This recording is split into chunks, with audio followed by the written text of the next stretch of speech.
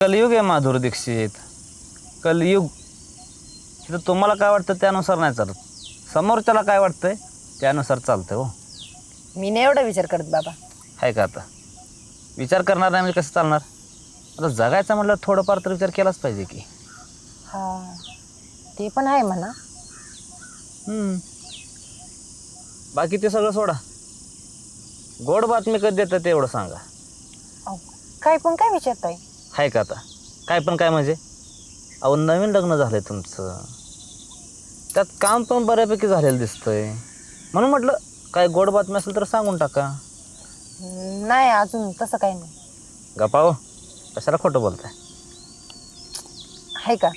आता जे आहे तेच बोलते मी. हां, म्हणजे लग्नाला 2-3 महिने झाले तर अजून काहीच नाही?